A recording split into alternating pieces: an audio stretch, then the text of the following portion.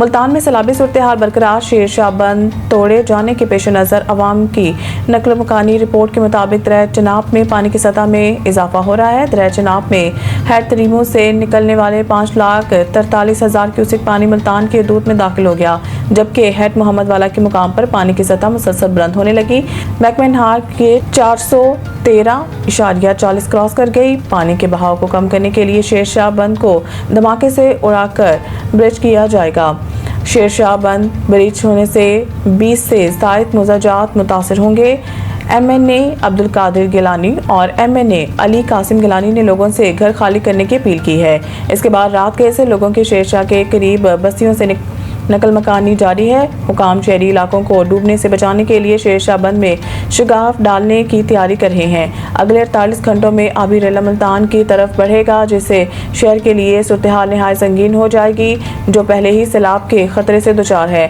سابق وزیر اعظم یوسف رضا گیلانی نے بند کے ساتھ آباد بستیوں میں رہنے والوں سے فوری طور پر محفوظ مقامات پر منتقل ہونے کی اپیل کرتے ہوئے کہا ہے کہ پانی کو شیر شاہ، گگرا، کچور، موزہ، ہمر اور دیگر قریبی علاقوں کی طرف موڑا جائے گا تاکہ سیلابی دباؤ کو توڑا جا سکے اور مزید نقصان سے بچا جا سکے۔ یو این اجلاس میں شرکت سے روکنے کے حربے امریکہ کا فلسطینی وفد کو ویزا دینے سے انکار۔ میڈیا رپورٹس کے مطابق اقوام متحدہ کی کانفرنس نیو یارک کی بجائے جنیوا میں کرانے کے مطالبات میں اضافہ ہو رہا ہے۔ تاہم جنرل اسمبلی کا اجلاس آج سے نیو یارک میں شروع ہونا ہے، جس میں فلسطین کو تسلیم کرنے سے متعلق اہم فیصلے بھی متوقع ہیں۔ جنرل اسمبلی میں اعلیٰ سطح کے مباحثے 23 سے 27 ستمبر تک ہوں گے اور یو این جنرل اسمبلی کا اجلاس 29 ستمبر کو ختم ہوگا۔ میڈیا رپورٹ میں بتایا گیا ہے کہ ٹرمپ انتظامیہ نے فلسطینی صدر اور وفد کو ویزے دینے سے انکار کر دیا۔ 1988 میں بھی امریکہ نے پی ایل او کے سربراہ یاسر عرفات کو نیو یارک آنے سے روک دیا تھا، اور تاریخ میں یہ پہلا موقع ہے کہ پورے فلسطینی وفد ہی کو امریکہ آنے سے روک دیا گیا ہے۔ اس کا مقصد اوسلو معاہدے کے بعد فلسطینی تاریخ کے ایک اہم ترین ایونٹ میں شرکت کو روکنا ہے۔ میڈیا رپورٹس میں کہا گیا ہے کہ دو ریاستی حل سے متعلق جنرل اسمبلی کے ایک روزہ کانفرنس 22 ستمبر کو نیو یارک میں ہونا ہے۔ سعودی عرب اور فرانس کی زیر قیادت فرانس میں فلسطینی صدر کو شرکت کرنا تھی، جبکہ سیشن میں برطانیہ، فرانس، آسٹریلیا، کینیڈا اور دیگر ممالک کی جانب سے فلسطین کو تسلیم کیے جانے کا امکان ہے۔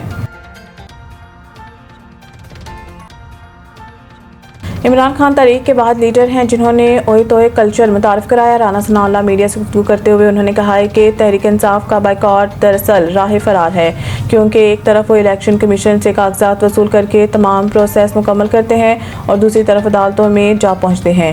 رانا ثناء اللہ نے کہا ہے کہ بانی پی ٹی آئی کو اپنے ہی ممبران پر اعتماد نہیں، ان کے کئی اراکین ووٹ کاسٹ کرنا چاہتے تھے مگر میں نے منع کیا کہ اپنی ہی جماعت کو ووٹ دیں۔ ان کا کہنا تھا کہ ملک کو جب بیرونی خطرات لاحق تھے تو بانی پی ٹی آئی سننے کو تیار نہیں تھے۔ انہوں نے کہا ہے کہ مارکہ حق کی کامیابی سیاسی اور عسکری قیادت کے اتفاق رائے سے ممکن ہوئی، جو پاکستان کی تاریخ میں پہلی بار نظر آئی۔ انہوں نے مزید کہا ہے کہ وزیر اعظم شہباز شریف نے میثاق استحکام پاکستان کا پیغام دے کر قومی یکجہتی کو فروغ دیا، لیکن بانی پی ٹی آئی اور ان کے حامی انتشار فتنہ اور انارکی کے خواہاں ہیں اور ان کا رویہ کسی طور بھی سیاسی نہیں۔ خیبر پختونخوا اور بلوچستان میں دہشت گردی کی کارروائیوں کے پیچھے بھی وہی عناصر ہیں جو پاکستان کو کمزور دیکھنا چاہتے ہیں۔ انڈین ٹی وی اینکر انجنا کیشپ کو مسلم مخالف بیانات مہنگے پڑ گئے، مقدمہ درج۔ یہ مقدمہ retired police officer Amitabh Thakur کی درخواست پر درج کرنے کا حکم دیا گیا، جنہوں نے موقف اختیار کیا ہے کہ انجنا کیشپ نے اپنے پروگرام میں بھارتی مسلمانوں کو ناپسندیدہ بوجھ کے طور پر پیش کیا اور ان کے خلاف نفرت انگیز جذبات بھڑکائے۔ رپورٹ کے مطابق 14 اگست کو انجنا کیشپ نے اپنے پروگرام ہندوستان کی تقسیم کا نامکمل ایجنڈا میں کہا تھا کہ 1947 میں 4 کروڑ بھارتی مسلمانوں میں سے صرف 96 لاکھ پاکستان گئے۔ انہوں نے یہ سوال بھی اٹھایا ہے کہ جب تقسیم مذہب کی بنیاد پر تھی تو باقی مسلمان بھارت میں کیوں رہ گئے۔ درخواست میں موقف اپنایا گیا کہ اینکر کا یہ بیان زہریلا، تفرقہ انگیز اور مسلمانوں کے خلاف عدم برداشت کو ہوا دینے والا ہے، جس سے فرقہ وارانہ منافرت پھیلنے کا خدشہ ہے۔ محکمہ موسمیات کا کہنا ہے کہ یہ غیر معمولی موسم کا نظام ہے جو بھارت کی جانب سے سندھ میں ڈپریشن یا ڈیپ ڈپریشن کی صورت میں داخل ہو رہا ہے اور اس کا راستہ بھی غیر واضح اور پیچیدہ ہے، جس کی وجہ سے بارش کی شدت مختلف علاقوں میں متغیر رہ سکتی ہے۔ شدید بارشوں کے پیش نظر شہر میں اربن فلڈنگ کا خدشہ ظاہر کیا گیا ہے، جبکہ ملیر ندی میں بھی گزشتہ روز سیلابی صورتحال پیدا ہو گئی جو طویل عرصے سے خشک رہی تھی۔ موسمی صورتحال کے باعث جناح سندھ میڈیکل یونیورسٹی نے آج ہونے والے تمام امتحانات ملتوی کر دیے۔ یونیورسٹی انتظامیہ نے ورک فرام ہوم پالیسی نافذ کرتے ہوئے اعلان کیا ہے کہ تمام کلاسز آن لائن لی جائیں گی۔ وائس چانسلر کے مطابق طلباء اور اسٹاف کی جان مال کے تحفظ کو مد نظر رکھتے ہوئے یہ فیصلہ کیا گیا ہے۔